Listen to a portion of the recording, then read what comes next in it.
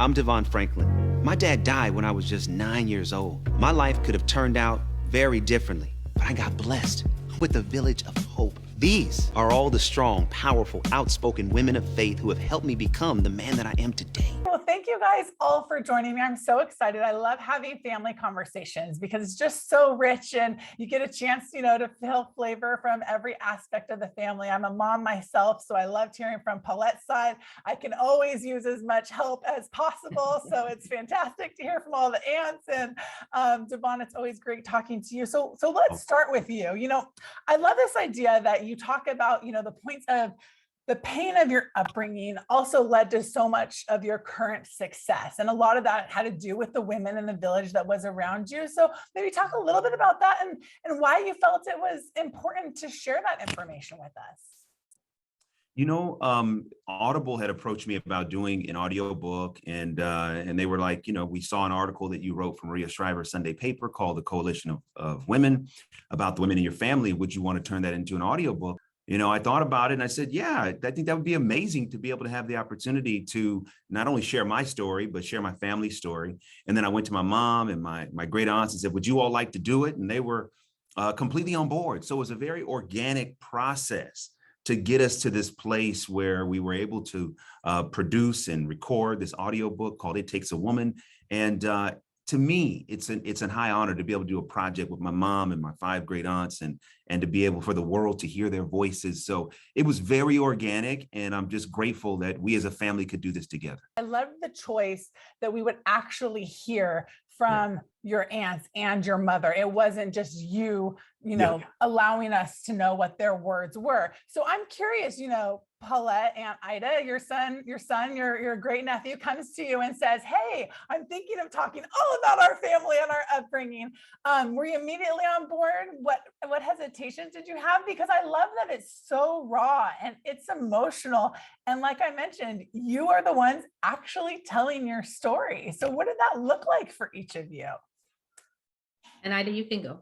Okay. Well, initially, when he first approached us with it, I think all of us kind of said, yeah, that sounds like fun. But we had no idea that exactly what it was going to be like and how DeVon was going to have us tell our truth, so to speak. So initially, I thought, I don't know, but I love it now. I've read it or listened to it several times, and it's great. When he came to me, of course, I said, okay, yes, no problem. Anything for you, son. Who knew what it was going to turn out to be and how it turned out to be, and the importance of the things that we learned from one another and the healing that came from it. So we had no idea those things would happen, but Right. I was on board when he asked us to do it.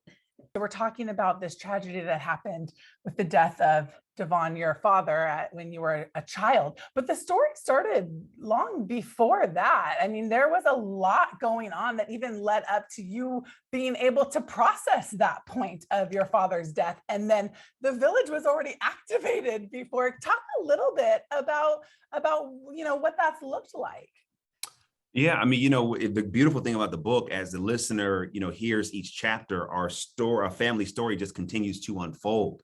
And so, yes, while the book starts pretty much with me talking about, the death of my father and being in the morgue in that moment, we then go back.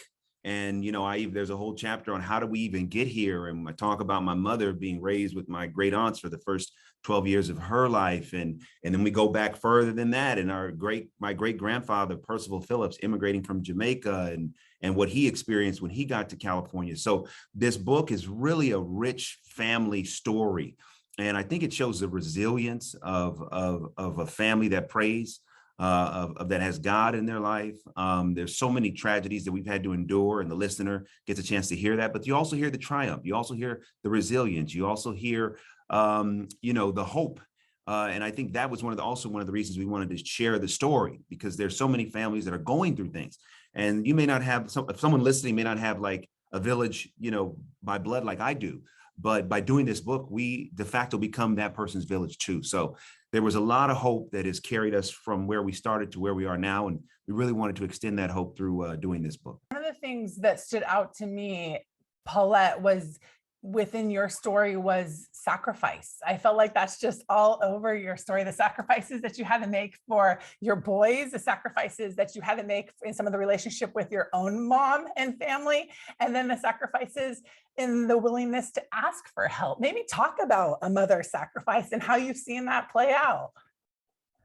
Well, before you become a mom, you have no idea. You have no idea what is in store for you. But having my three sons, I knew I wanted them to have the best, and I wanted to do the best that I could. So whatever I had to sacrifice, sometimes borrowing clothes from my aunt to wear so that they would make sure they had enough to eat or to, a place to live. Whatever I had to do, I didn't want to fail them because their father had died. And so I wanted to, do the best that I could. And I know I didn't, but I tried my best to, give them what I felt they needed and to sacrifice those things that I didn't really need so that they could have a better life. One of the things that I loved hearing about your story, Aunt Ida, was that not everybody gets the blessing of getting to see what they've sown and how it's been reaped. But I felt like that's been a joy that you've been able to have in your life. I mean, you had such an interesting upbringing and navigating that, going to Bakersfield and coming back up and being able to honor your father's dying wish and see your family all loving the Lord. I mean, these are things that you hope for, but you may never see in this world. So for you to get to see that and the work that was put into it, will you just share a little bit about that? Sure. Well, when we moved back from Bakersfield, as I said in the book, that it wasn't, my husband said it wasn't a matter of where we were going to, not if he was going to preach, but where. And of course, Paulette and her boys joined up with us as soon as we got everything started. And DeVon has always been very active in church from a little boy. I mean, he would go around and pick up bulletins that were left on the seats in the church and things like that. And with our potluck dinners, he, to this day, DeVon, if we have a potluck dinner and people left plates on the table, he'll go around and pick them up. And, he's been like that.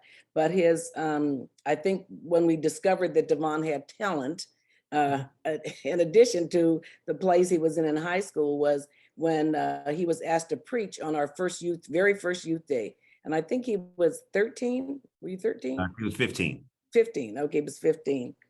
And he did such an outstanding job that, we thought, okay, this is the next preacher for Wings of Love. So, but he wasn't having it. But from then on, it's just been upward and onward.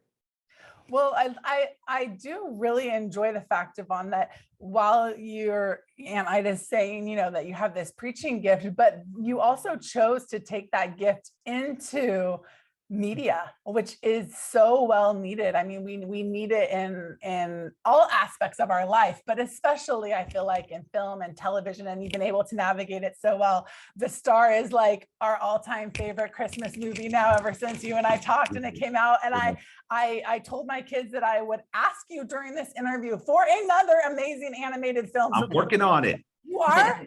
Yeah, I have a great one. I can't say it yet, but yes, I have a new one that I'm working on. Okay, good. So I can report back about that. They will be very happy. And then just all the other content that you provided from the films that we've seen, and then now you even have a brand new show, Kingdom. So talk to me about the Kingdom business. Yeah, I really just have always, from a young age, as Anita was referencing, as much as I was passionate about ministry, I was also passionate about Hollywood and entertainment, and I always was clear that Hollywood/entertainment is probably one of the most powerful mediums in the world, if not the most powerful, maybe even next to sports, right? I think kind of depending on how you look at it on any given day. And so my intent was always to come to this industry and to do my best to use this industry as a force of good. So many people look to Hollywood, whether they should or shouldn't, for hope, for guidance, for instruction, for cues on how to live, what to do, what to hope for. And so for me, I felt like, well, if this is what's driving the culture, how can I be a positive force in this and potentially help the culture in a positive way? And so that's where all this content comes from. And I'm excited about my new show, Kingdom Business. It's on BET Plus. It's streaming now. It's at eight episodes of a 1-hour drama. Very much, like Nashville, set in the world of gospel music. And I'm very excited about it. So far, people who've been streaming it all around the world are loving it, and they're letting us know they want a season 2. So we'll see how that goes. But it's really a blessing to be able to bring that to the world. I agree with you more, especially now. Who could have ever predicted what now would look like with global pandemics and cultural wars and, churches polarized? It's just such an interesting time. And I feel that there is an importance and need for voices to rise up. And I'm thankful, DeVon, that you're doing that and that we're able to hear from your family as well. And I think it brings a very interesting point of this idea that life may not look like we had hoped. It might not look like we prayed for. We might have prayed fervently for something in a completely different direction, but God knows best. And He always is going to work it together for His good. So maybe if each of you could just share a little bit on that note as just a reminder and impart your wisdom on how, life might not be exactly how each of you have planned, yet here we are today and we're able to impact so many others. I made this promise. I didn't want to, but we knew he was passing away and I wanted to honor his last wish. So I said yes, but in my heart of hearts, I thought impossible. But the way everything turned out, and as you were saying earlier, the hope, I hope that one day something will happen, but I had never in my wildest dreams expected it to happen the way that it did. And I'm so thankful for Wings of Love and how that came about. And also that Paulette she was insistent. She had the boys, even if she didn't come that particular Sabbath, she had the boys there, she dropped them off. And they were at church, and I'm so glad that I think that has certainly had a bearing on all of their lives. And they're wonderful, great nephews. I love them. I don't think we could have made it without God. Right. We had the family, we had the village, we had a lot of things, people come in to help, but without God, we wouldn't have gotten there. I know on Friday evenings, DeVon doesn't quite remember this, but we used to close the Sabbath, that meaning that we would, open the Sabbath, we would all get together, the 4 of us, and pray and sing, and they would act up so much. They would laugh and talk all during our prayer, and I'd look at them and they'd look at me. And anyway, we've always had God in our life, and without Him, we couldn't be where we are today. And I'm very thankful.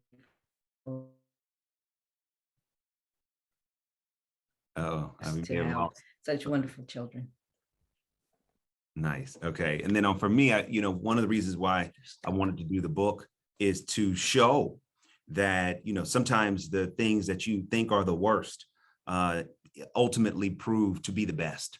Yes. We go back to Anida's, story and what happened with the genesis of Wings of Love. And at the time, the circumstances seemed like it was the worst, but ultimately turned out to be the best. And so I would say to anyone, any family, any person going through something, and you're in your worst moment, it is a seed for your best moment. Amen. I love that. And I love just the constant reminder to have empathy and grace with people. And you never know what is going on in somebody else's life, and the importance of just kindness. And I feel like that your Audible book allows us to be able to have that, because you go to so many different areas that some families talk about and some families don't talk about. And so I think that it's important and thankful for you guys to be vulnerable to allow us into that as well. So thank you guys so much for taking the time. Thank you for being here and chatting with it today and having kind of a family roundtable. Awesome. Thanks for having us. Right. Always good to see you, Kelly. Thanks. Thank you. My village is now your village. It takes a woman. Hear the healing. Receive your village.